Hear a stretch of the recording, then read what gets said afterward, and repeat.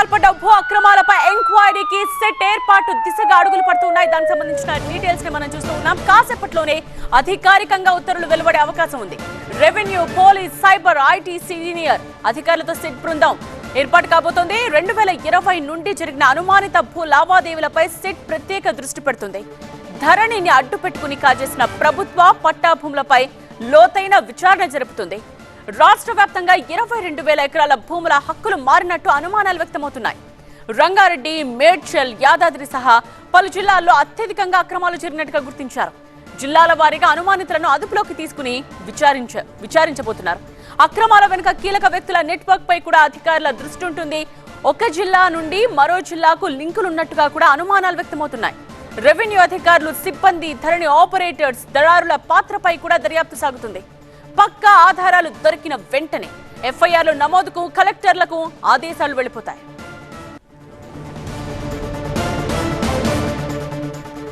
Bhubharati software లొసుగులపైన విచారణకు సిద్ధమైంది ప్రభుత్వం.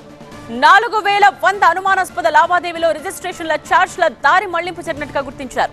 ఇప్పటికే విచారణ నివేదికను మంత్రి పొంగులేటికి సమర్పించారు అధికారులు. సీఎం రేవంత్ రెడ్డి, మంత్రి పొంగులేటి మధ్య ధరణి అక్రమాలపై ఇప్పటికే చర్చ జరిగింది. సిద్దిపేట కుక్కునూరుపల్లి తహసీల్దార్ సుజాతను సస్పెండ్ చేశారు. 56 దస్త్రాలను ఆమె నిబంధనలకు విరుద్ధంగా ఆమోదించినట్టు ఆరోపణలున్నాయి. అసైన్ భూముల వారసత్వ బదిలీలో అక్రమాలకు పాల్పడినట్టుగా గుర్తించారు. మొత్తం 448 ఎకరాల భూముల హక్కుల మార్పుపై త్వరలోనే చర్యలుండబోతున్నాయి.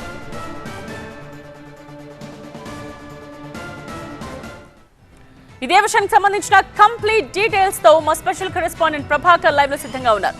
సో ప్రభాకర్, ధరణిపై ఎంక్వైరీకి సిట్ ఎన్ని గంటలకు ప్రకటించవచ్చు సిట్ ని?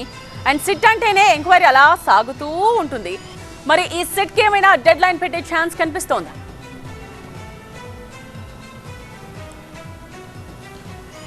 ఎగ్జాక్ట్లీ నేత్ర, అంటే ఈరోజు ఫస్ట్ హాఫ్లోనే సిట్కి సంబంధించిన ఉత్తర్వులు రావచ్చు అనేది మనకు తెలుస్తుంది.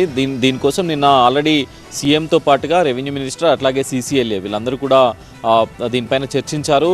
దీనిపైన లోతుగా అధ్యయనం కూడా చేస్తున్నారు. ఆడిట్ రిపోర్ట్ వచ్చిన తర్వాత ఎన్ని ఇర్రెగ్యులారిటీస్ జరిగాయి అనే అంశాన్ని పూర్తి స్థాయిలో తీసుకుంటున్నారు.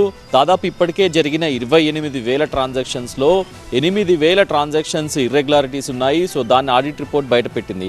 సో ఆడిట్ రిపోర్ట్లో చాలా విస్తుపోయే అంశాలు బయటకు వచ్చిన నేపథ్యంలో సో వాటిపైన పూర్తి స్థాయిలో సిట్ ఏర్పాటు చేసి విచారణ చేయాలి. మొత్తం డేటా క్లోనింగ్ జరిగింది. ధరణి పోర్టల్కి సంబంధించిన పోర్టల్ను మొత్తం కూడా క్లోనింగ్ చేశారు. ఆ క్లోనింగ్ ద్వారా ఐడీలు, పాస్వర్డ్లు, ఓటీపీస్ అన్నీ కూడా వీళ్ళే తీసుకున్నారు. అట్లా తీసుకున్న ఐడి, పాస్వర్డ్లు, బయోమెట్రిక్స్ అట్లాగే ఐరీస్ వీటన్నింటినీ ట్యాంపర్ చేసి కొన్ని వేల రిజిస్ట్రేషన్స్ చేశారనేది అయితే ఇప్పటికే ఆడిట్ రిపోర్ట్ తేల్చిన నేపథ్యంలో సో దానికి సంబంధించి ఒక సిట్ ఏర్పాటు చేసి సిట్లో పోలీస్, రెవెన్యూ, సైబర్ సెక్యూరిటీస్ ఇలా పలు డిపార్ట్మెంట్లను ఇంక్లూడ్ చేసి వాటిని వీలైనంత త్వరగా ఆ రిపోర్ట్ను వచ్చి వెంబటే దాన్ని చర్యలు తీసుకునేలాగా ప్లాన్ చేస్తుంది ప్రభుత్వం. సో దీనిపైన చాలా సీరియస్గా ఉంది. భూభారతిలో కూడా నిన్నటి వరకు 340 ఇర్రెగ్యులారిటీస్ జరిగినట్లుగా గుర్తించారు. సో ఇంకా కూడా పెరిగే అవకాశం కనిపిస్తుంది. సో దానిపైన కూడా ఆరా తీస్తున్నారు.